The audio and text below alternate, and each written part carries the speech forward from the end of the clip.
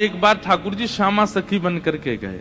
ठाकुर जी ये विचार करके गए, मैं जाके किशोरी जी के मन की देख के तो आऊं। ये मेरे सामने तो प्रिय प्रिय बोले मोए, मेरे बिना ये मेरे बारे में कहा बोले, मैं एक बार सुन के तो आऊं।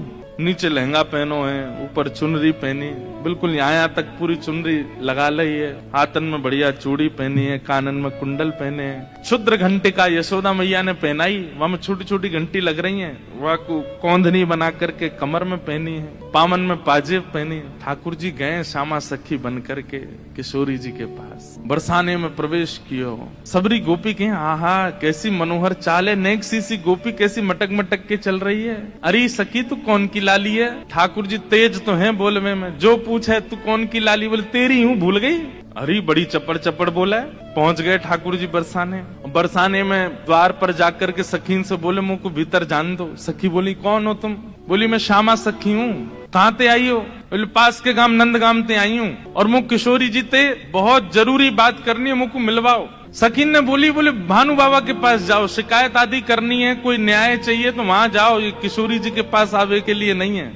और नहीं हम तो किशोरी जी से ही बात करेंगी, ऐसी बात है कि मैं वृषभानु जी से ना कह सकूं। सकीन ने जाकर के भीतर किशोरी जी से कही, हे लाडली जो, बाहर एक गोपी ठाड़ी है और यूं कह रही है कि वह को आपसे ही बात करनी है और आपसे बात करके कछु न्याय करानो है। किशोरी जी बोली अच्छा बुलाओ भीतर। द्वार खुले, ठाकुर जी बढ़िया चुनरी पहन करके, ये गजगामनी सी चाल, एक तो चाल ही ठाकुर जी की टेढ़ी मेढ़ी, ऊपर से सखी बन करके और ज्यादा बनावटी चल रहे हैं, तो इतने प्यारे लग रहे हैं। किशोरी जी सिंहासन पर विराज रही हैं और श्याम सुंदर भीतर आ रहे हैं। जैसे ही द्वार से भीतर आनो भयो, किशोरी जी तो कहें अरे सखी या की चाल तो देख कितनी बढ़िया है। ललिता विशाखा बोली हाँ चाल तो बढ़िया है। अरे देखियो या की कमर कैसी सुंदर लग रही है। ललिता विशाखा बोली श्री जी आपको पहली बार कोई सखी पर मोहित रहते हुए देखो हमने, आप तो सदा प्रियतम श्री श्याम सुंदर पे ही मोहित रहे में, लेकिन आज पहली बार। अरे पतो ना या की चाल ढाल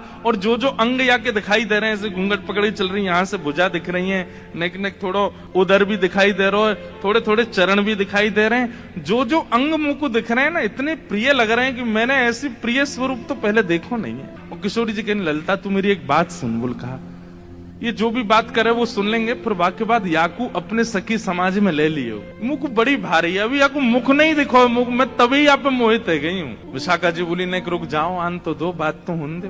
किशोरी जी आज जैसे ठाकुर जी को देख के हो जाती है वैसी हो गई है, एक सखी को देख स्वयं पर भरोसा नहीं हो रहा है किशोरी जी को कि मैं ऐसी क्यों है रही हूँ। ठाकुर जी आके सामने खड़े है गए, उन्हें एक बनावटी सी आवाज भी बना ली ठाकुर जी ने। किशोरी जी बोली कहो सखी कहा नाम है तुम्हारो? अजी मेरो नाम तो श्यामा सखी है।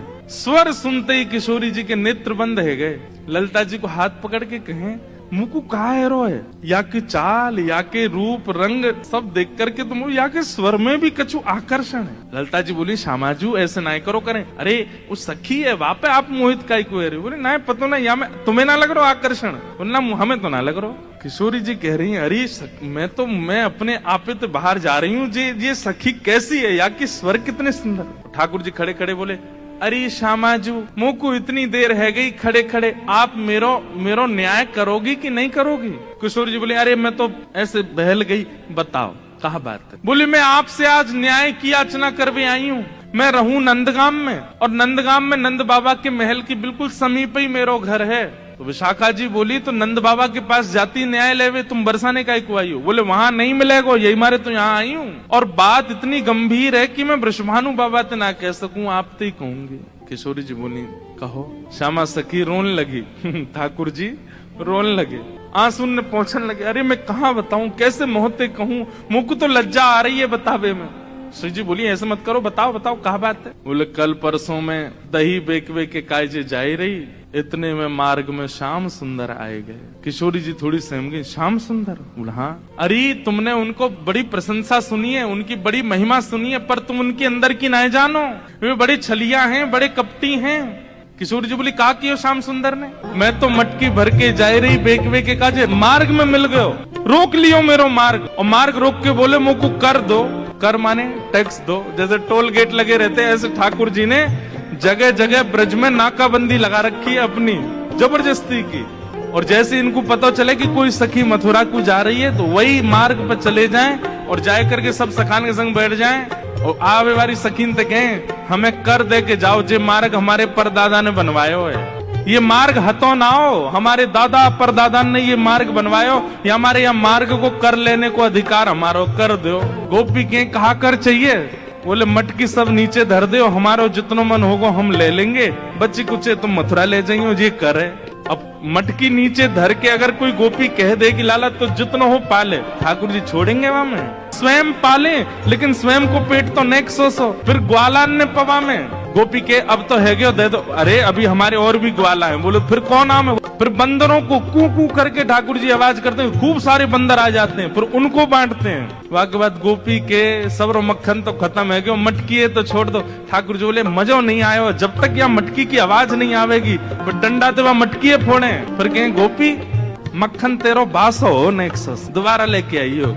ऐसो करे तुम्हारो ये कन्हैया, कौन कर देगो या को? अरे राजी राजी नेक कर ले ले तो बात ठीक भी है, ये तो मटकिन ने फोड़ दे, सबन ने खवाए दे, लेकिन मेरे संग तो बहुत बुरा कियो। किशोरी जी बोली कहा कियो? बोले मेरो घूंघट उठा लियो, मेरी चुनरी खींच ली, मेरा हाथ मरोड़ दियो, और अच्छा इतनो ही कियो और तो कछु ना कियो। अरे कहाँ बताऊं और कहा कियो? बोले और कहा कियो?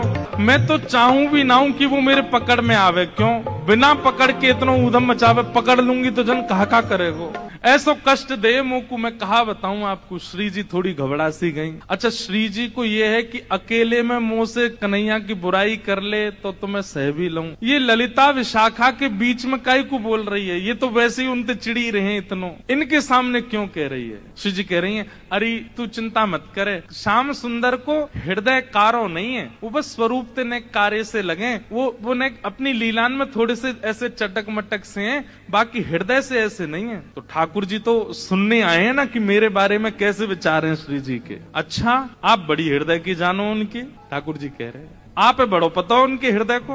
श्री जी बोली मतलब ऐसो तो मुझे ना पता, लेकिन हाँ जितनो मैंने सुनो है, जितनो मैंने जानो है, वहां से मेरो अंदाजो ऐसो है कि वो हृदय ते ऐसे नहीं है, वो तो बस एक लीला करें। ठाकुर जी बोले अरे श्यामाजू तुम कहा जानो, जाको रंग कारो होवे ना, जो भीतर ते अत्यंत कारो है जाए, वाको रंग भी कारो है जाए। अब तो ठाकुर जी ऐसी ऐसी बुराई करने लगे अपनी ही कि श्री जी को न क्रोध आवे, और फिर इनके हृदय के भाव सुनू मैं। जाको हृदय बड़ो कारो रे ना, वाको रंग भी कारो है जाए। ये श्याम सुंदर केवल लीला नहीं करे, ये हृदय तो ही ऐसे हैं। मुझे तो ऐसा लगे जैसे जैसे आपने भौरो देखो है ना, श्री जी वो एक पुष्प पे बैठे वाको रस ले, फिर दूसरे पुष्प पे चलो जाए वाको रस ले, और देखो भौरो भी कारो रे और एक कन्हैया भी कारो। जो एक को कभी नहीं रह सके, ये तो सबको है, कमर भी टेढ़ी, चाल भी टेढ़ी, मुख भी टेढ़ी। और मुझे तो ऐसा लगे यशोदा मैया गोरी, नंद बाबा गोरे जी, इनको छोड़ा ना है जी कहीं औरतें आयो है। ठाकुर जी बड़ी बड़ी बुराई करने लगे अपनी ही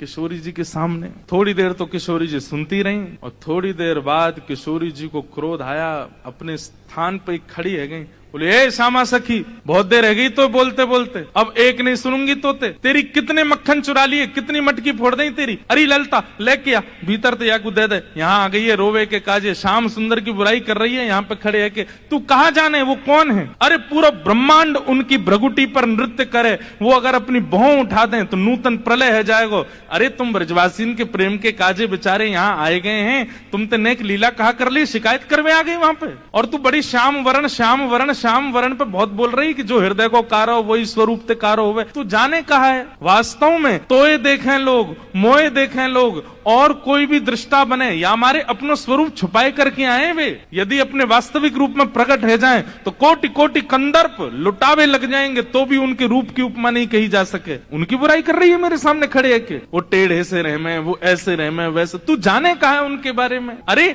इंद्रादि देवता थर थर कांपे जिनके मारे, वो यशोदा मैया और तुम सब ब्रज गोपीन के काजे सहज है गए, सरल है गए, प्रेम के अधीन है करके सब लीला कर रहे हैं, और उनकी शिकायत कर भी आ गई है मेरे सामने। ठाकुर जी सुन के बड़े खुश है रहे मनी मन। जैसे श्री जी ने शांत है जाए, ठाकुर जी फिर एक कोई बात बोल दे, फिर श्री बिल्कुल मत बोलियो, एक शब्द नहीं सुनूंगी श्याम सुंदर के लिए। ये पूरा ब्रह्मांड उनका स्वरूप है, उनके रोम में कोटि कोटि ब्रह्मांड लुढ़कते हैं। इस ब्रह्मांड पर कृपा करके, इस भूमि पर कृपा करके वो जन्म लेकर के नंद यशोदा के यहाँ आ गए, और तुम उनके महत्व को नहीं समझ रही हो। अरे कोई ऊंची पदवी पर बैठो भयो, जब प्रेम के अधीन है जाए तो वो अपनी पदवी छोड़ करके कई बार आपके संग बैठ के पान लगे, आपकी थाली में बैठ के भोजन करने लगे, कोई आपकी थाली में भोजन कर रहा हो या को मतलब वो आपसे प्रेम बहुत करे। अरे सखी तू जाने ना है श्याम सुंदर को, तो साक्षात परमात्मा है वो। यदि तुम्हारे संग ये लीला कर रहे हैं तो अपने भाग्य मनाओ, अपने सौभाग्य मनाओ।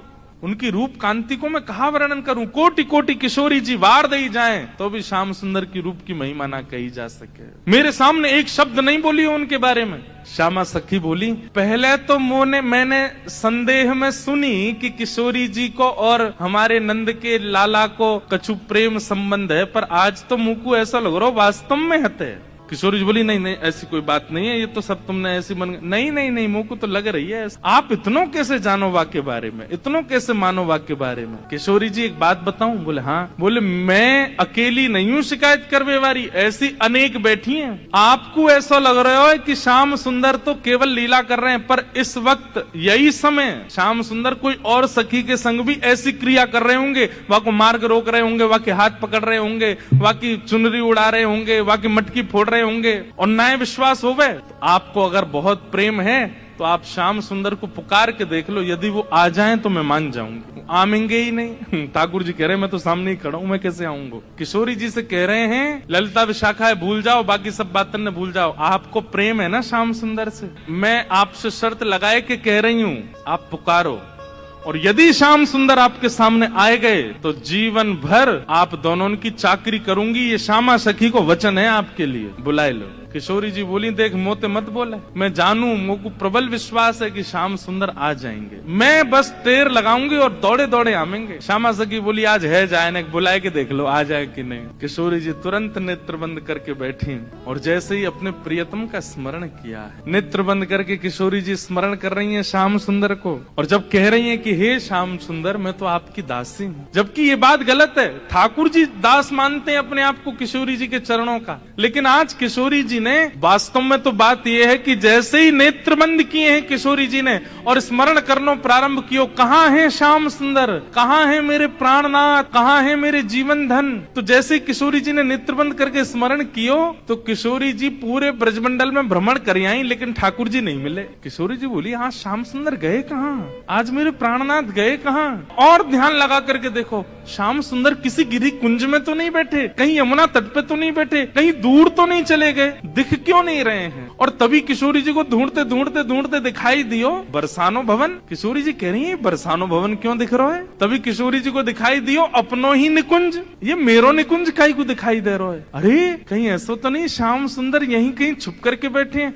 और मन में ध्यान से देखो तो किशोरी जी को अपनो ही अंतःपुर दिखाई देने लगो। किशोरी जी बोली, मेरे अंतःपुर में तो केवल ललिता है, विशाखा है, मैं हूँ और श्यामा सखी। और ध्यान लगा करके देखो तो क्षुद्र घंटिका दिखाई देने लगी जो श्यामा सखी ने पहन रखी है। किशोरी जी बोली, ये क्या क्षुद्र घंटिका? ये तो मैंने अभी कहीं, अरे ये तो श्यामा सखी की कमर पे देखी। और जब और ध्यान लगा करके देखो तो घूंघट के भीतर कमल नैन मटक रहे हैं, इधर उधर आंख मटका रहे हैं। तुरंत किशोरी जी ने नेत्र खोल करके गई, श्याम सुंदर आप तो सामने ही खड़े हो। और जैसे ये बात कही ललिता विशाखा दौड़ करके, कहाँ है कहाँ है कहाँ? बोले यही श्यामा सखी, पकड़ो याकू। ठाकुर जी दौड़न लगे वहां से, इतने में ही पकड़ ली और पकड़ करके जैसे ही चुनरी उतारी, आहा श्याम सुंदर तो सामने ही खड़े। अब तो ललिता विशाखा पकड़ करके खड़ी हैं और ठाकुर जी की ऐसी बेणी, आहा नथ बेसर पहनी है नाक में, ऐसी सुंदर बिंदी लगा करके आए, काजल लंबो लंबो खींच के आए, अपने घुंघराले केशन की बढ़िया बेणी गूंथ करके जैसे कोई छोरी तैयार हो ऐसे बन के आए। किशोरी जी बोली, पकड़ के रखो अब इनको, ने रज रज के देख तो लूं आज, हैं सामने आए के श्यामा सखी बन के अपनी बुराई कर रहे हो मुझे। अरे श्यामा जू, मैं तो आपके हृदय की जान में आयो कि आप मेरे बारे में कैसी विचारधारा रखो, मेरे बारे में आपके हृदय में कैसे भाव है। किशोरी जी बोली, तो कहा सुनो आपने कैसे भाव है?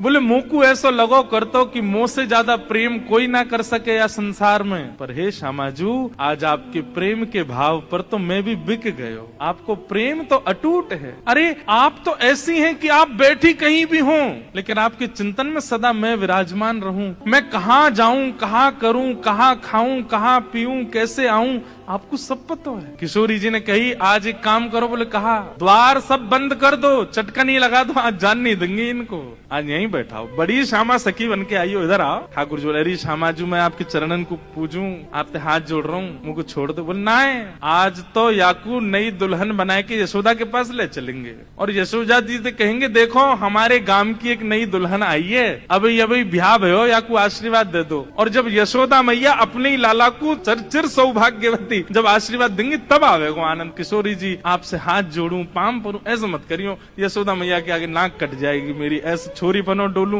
वो वैसी मेरे पीछे पड़ी रहे। ए लाला ने अपनी चाल सुधार, दूर ते ऐसा लगा कोई गजगामिनी छोरी आ रही है का, उन्हें पता चलेगी मैं लहंगा फरिया पहन के डोल रहा हूँ, बहुत नाराज, उनके सामने नहीं आपके सामने आ सकूं ऐसे। किशोरी जी को इतना अच्छा लग रहा है कि आज श्याम सुंदर घबरा रहे हैं, इतना घबरा का ही करो, यहाँ पे बैठो, बगल में बैठा। सब सखी लाई किशोरी जी के बगल में ठाकुर जी को बैठाए दियो। अब श्री जी के मन में कौतिक आयो है, अरे ललता विशाखा, ठाकुर जी को हाथ पकड़ लियो, ठाकुर जी घबरा रहे हैं, जन कहा करेंगी, नेक्स्ट सामने तो आओ ललता विशाखा। दोनों सामने आ गए और बोली देखो हमेशा या सिंहासन पर प्रिया प्रियतम विराजमान हूँ मैं, लेकिन आज दो प्रिया बैठी हैं, एक श्याम प्रिया एक गौर प्रिया। अब ये बताओ दोनों में सुंदर ज्यादा कौन लग रहा है, ये ज्यादा सुंदर लग रहे हैं या मैं ज्यादा सुंदर लग रही हूँ। लहंगा इनने भी पहनो, मैंने भी पहनी है, बेनी मैंने भी गुथी है, इनने भी गुथी है, माथे पे बिंदा मैंने भी लगाया हो, आंखन में काजल इनके भी मेरे भी, सब कुछ। अब तुम दोनों बताओ हम दोनों में सुंदर ज्यादा कौन लग रहा। श्याम सुंदर ऐसे रो मत, मुस्कुराओ, कछु कर थोड़ी नहीं हूं मैं। ठाकुर जी मुस्कुराने लगे, अरे ललता बताए दे आज सुंदर कौन है। ललता विशाखा अंदर ही अंदर रो रही हैं और अंदर ही अंदर, क्योंकि किशोरी जी ने ये क्रम शुरू किया तो किशोरी जी को कम देख रही हैं, ठाकुर जी को ज्यादा देख रही हैं, क्योंकि किशोरी जी नहीं तो ये खेल शुरू करवाया, बताओ दोनों में सुंदर कौन। तो उनसे क्या कहें, ठाकुर जी को देखती हैं और देखते देखते देखते अश्रु भराते हैं नेत्रों में। बोले आप ही बताओ ना क्या करें, दोनों ही समान लग रहे हो हमको, दोनों ही एक जैसे लग रहे हो, दोनों में ये न्याय करना बड़ा मुश्किल है। ठाकुर जी आप ही कछु संकेत करो, क्या बताएं। जैसे ठाकुर जी ने देखी ललिता विशाखा बड़ी परेशान है गई हैं, तो पहले ठाकुर जी नेत्र बंद कर लिए और नेत्र बंद करके मानो ऐसे करके बैठ गए। बोले कि अगर तुमने इनको श्रेष्ठ बतायो तो फिर याद रखियो, तुम बच के दिखाइयो मोते। ललिता विशाखा सोच रही भाई जीनो तो हमें श्री जी के संग है, और श्री जी की अगर हम प्रशंसा कर देंगे तो ठाकुर जी नहीं छोड़े, ठाकुर जी की कर देंगे तो फिर श्री जी कहेंगे अच्छा जाओ नंदगाम में बोरिया बिस्तर लेके जाओ, वहीं रहो, यहाँ नहीं रहना। अंत में ठाकुर जी से कहने लगी, बोले बताओ तो क्या करना है। अंत में ठाकुर जी को दया आ गई, दया आके ठाकुर जी ने ऐसे इशारा किया, बोले इन्हीं की बताओ, बेसर इन्हीं की अच्छी है। बोले मेरी प्रशंसा कर दोगे मुझे सुख नहीं मिलेगा, इनकी प्रशंसा करोगे ये राजी भी आ जाएंगी, मुझे भी सुख मिले। और ललिता विशाखा बोली कछु नेक सरस, ये नहीं स्पष्ट बोला कि श्री जी की बेसर श्री जी को श्रृंगार ज्यादा सुंदर है, क्या कह रही है, बोले हे नंद नंदन हमें क्षमा करियो, कछु नेक सरस लली की बेस, आपसे नेक ज्यादा नहीं नेक सुंदर हमारी श्यामाजू लग रही। और ये बात कहते ही ठाकुर जी सिंहासन से नीचे आ गए कि अरे जय हो हमारी श्यामाजू की जय हो, हमारी लाडली जू की जय हो, हमारी वृषभानु दुलारी की जय हो। सब जय जयकार करने लगे। किशोरी जी बड़ी आनंदित है गई, लेकिन मनी मन सोचने लगी अरे ललता तेने गलत कियो, ठाकुर जी ज्यादा सुंदर लग रहे हैं। अब ललता जी बोले अब ये लो ये अलग लड़ाई होगी, अब ये यूं लड़ेंगे कि तुमने मेरी काई को कह दी, तेने देखी ना देख कैसी बेसर पहन के आए, देख कैसी भौं लग रही है, तेने गलती कर दी, मेरी प्रशंसा इन्हीं की करनी तो है, आप कह रही हो तो यही सुंदर। अच्छा तो या को मतलब तेने वास्तव में ना कही, अब इनके पक्ष में चली गई।